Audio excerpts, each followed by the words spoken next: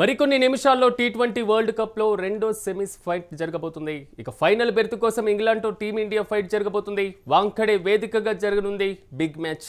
అయితే సోషల్ మీడియాలో రెండు జట్ల బలాబలాలపైన తీవ్రమైనటువంటి చర్చ సాగుతుంది. మోస్తరు ఆటతోనే సెమీస్కు చేరింది భారత్. అత్యుత్తమ ఆట తీరు కనబర్చడంలో విఫలమైనటువంటి పరిస్థితులు కూడా కనబడుతున్నాయి. ప్రతి మ్యాచ్లో ఎవరో ఒకరు ఆడితేనే భారత్కు గెలుపు అన్న చందంగా మారింది పరిస్థితి. బౌలింగ్లో కాస్త వీక్గా కనిపిస్తుంది భారత్. ఈ నేపథ్యంలో టీం ఇండియాతో పోల్చుకుంటే స్ట్రాంగ్గా ఇంగ్లాండ్ టీం కనబడుతున్నటువంటి పరిస్థితులు. ఇక జట్టుకు స్ట్రాంగ్ పిల్లర్స్గా మారుతున్నారు అక్కడ బ్రూక్తో పాటుగా విల్ జాక్స్. ఇక జట్టును కలవరపెడుతున్నారు ఫీల్డ్ స్టార్తో పాటుగా బట్లర్, అదేవిధంగా జాకబ్ బెథెల్. అయితే ఆల్రౌండర్లతో బలంగా కనిపిస్తుంది ఇంగ్లాండ్. ఈ నేపథ్యంలో ఇప్పటి వరకు అంతర్జాతీయ టీ20లో ఇంగ్లాండ్తో ఆడినటువంటి పరిస్థితి మొత్తం 29 మ్యాచ్ల్లో 17 మ్యాచ్లు భారత్ గెలుపొందడం జరిగింది. ఇక వరల్డ్ కప్లోనూ ఆధిపత్యంలోనూ భారత్ కనబడుతున్నటువంటి పరిస్థితి. అయితే ఆడినటువంటి 5 మ్యాచ్ల్లో 3 మ్యాచ్లు నెగ్గింది ఇండియా. అయితే బ్యాటింగ్కు అనుకూలంగా వాంఖడే స్టేడియం పిచ్ ఉండేటువంటి పరిస్థితులు కనబడుతున్నాయి. మొత్తం మీద ఇదే అంశానికి సంబంధించి మనతో పాటు విశ్లేషణ చేయడానికి ప్రముఖ స్పోర్ట్స్ ఎనలిస్ట్ వెంకట్ గారు నాతో పాటు అందుబాటులో ఉన్నారు. వెంకట్ గారు నమస్తే అండి. మొత్తం మీద ఈరోజు జరగబోతున్నటువంటి మ్యాచ్కి సంబంధించి ఇరు జట్ల యొక్క బలాబలాలు ఏ విధంగా ఉన్నాయంటే ఎలా చూడొచ్చు అంటారు? దీనికి సంబంధించిన డీటెయిల్స్ ఏంటి?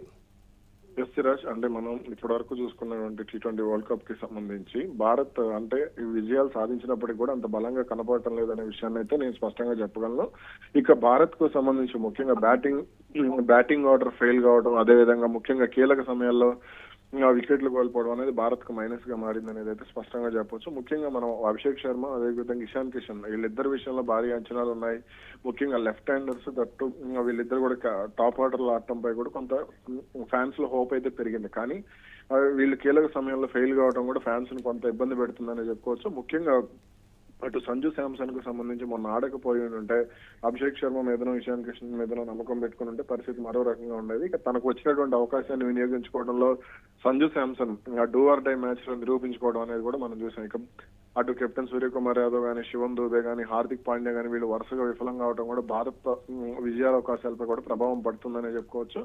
ఇక అటు లోయర్ మిడిల్ ఆర్డర్ కి సంబంధించి అంటే 8 మంది బ్యాట్స్మెన్ తో భారత్ బరిలో దిగుతుంది. మొత్తం సంజు శాంసన్ గానీ, అభిషేక్ శర్మ, ఇషాన్ కిషన్, సూర్యకుమార్ యాదవ్, తిలక్ వర్మ, హార్దిక్ పాండ్యా, శివం దూబే, అక్షర్ పటేల్ ఇలా మొత్తం 8 మందితో భారత్ బరిలో దిగుతుంది. కానీ బ్యాటింగ్ పరంగా చూసుకుంటే మాత్రం అంత బలంగా లేదు అనేది అయితే స్పష్టంగా చెప్పొచ్చు. ఇక వాంఖడే స్టేడియానికి సంబంధించి భారత్ కొంత అనుకూలమైనటువంటి మైదానాల్లో ఒకటిగా చెప్తూ ఉంటారు. కాబట్టి ఈ మ్యాచ్ లో అంటే పిచ్ పరిస్థితులు కూడా భారత్ కు కొంత అనుకూలంగా మారేటువంటి అవకాశం కూడా ఉంది.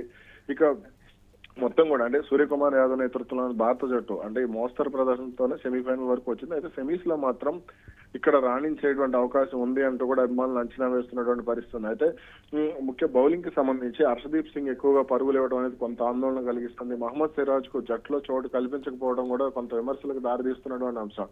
కాబట్టి అంటే ఈ నాకౌట్ మ్యాచ్లకు వచ్చేసరికైనా మహమ్మద్ సిరాజ్ లాంటి బౌలర్ ను వాడుకోవాలి అనేది కూడా కొంత వినపడుతుంది. కాబట్టి దీనికి సంబంధించి కొంత కీలక సమయాల్లో పరుగులు చేయగలిగేటువంటి ఆటగాళ్లను కానీ, కీలక సమయాల్లో వికెట్లు తీయగలిగేటువంటి ఆటగాళ్లను కానీ జట్లో వాడుకోవాల్సినటువంటి అవసరం అయితే ఉందనేది చెప్పుకోవచ్చు. వెంకట్ గారు, ఇప్పటి వరకు చూసినటువంటి మ్యాచ్లు ఇప్పుడు ఇంగ్లాండ్ లో పూర్తి స్థాయిలో ఆ టీం కి పూర్తి స్థాయిలో కూడా ఆల్రౌండర్స్ కనపడుతున్నారు. భారత మ్యాచ్ కి ఇప్పటి వరకు ఉన్నటువంటి దాంట్లో ఎవరో ఒకరు ఆడితేనే భారత్ విజయావకాశాలు కనిపిస్తున్నటువంటి వాదన బలంగా వినబడింది. ఇప్పుడు ఈ మ్యాచ్ లో అయినా అలాంటి పరిస్థితి ఉందంటారా?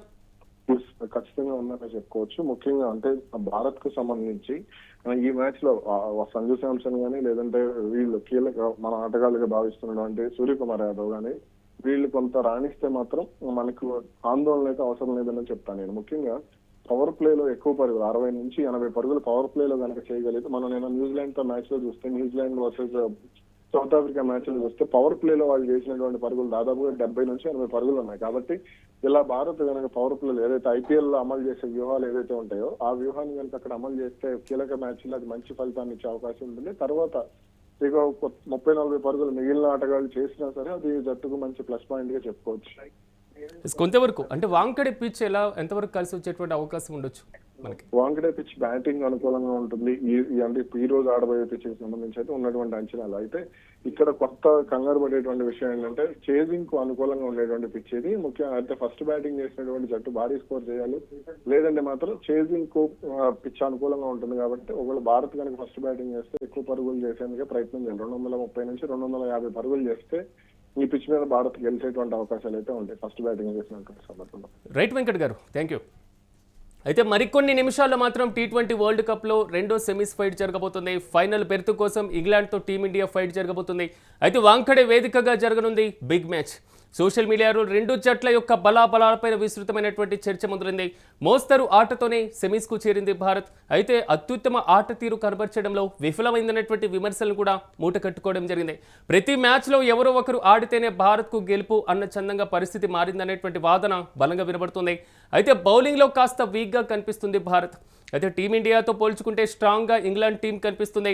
జట్టుకు స్ట్రాంగ్ పిల్లర్స్గా కెప్టెన్ బ్రూక్తో పాటుగా విల్ జాన్స్, అదేవిధంగా జట్టును కలవరి పెడుతున్నారు ఫిల్ స్టార్, అదేవిధంగా బట్లర్, జాకబ్ బెథెల్. ఆల్రౌండర్లతో బలంగా కనిపిస్తుంది ఇంగ్లాండ్ టీం. ఇప్పటి వరకు అంతర్జాతీయ టీ20లో ఇంగ్లాండ్తో ఆడినటువంటి 29 మ్యాచ్ల్లో 17 మ్యాచ్లను భారత్ గెలుపొందడం జరిగింది. వరల్డ్ కప్లోనూ ఆధిపత్యంలో భారత్ కనబడుతున్నటువంటి పరిస్థితి. అయితే ఆడినటువంటి 5 మ్యాచ్ల్లో 3 మ్యాచ్లు నెగ్గింది టీమిండియా. బ్యాటింగ్కు అనుకూలంగా వాంఖడే స్టేడియం పిచ్ మాత్రం కొంతవరకు ఆశాజనకంగా కనబడుతుంది.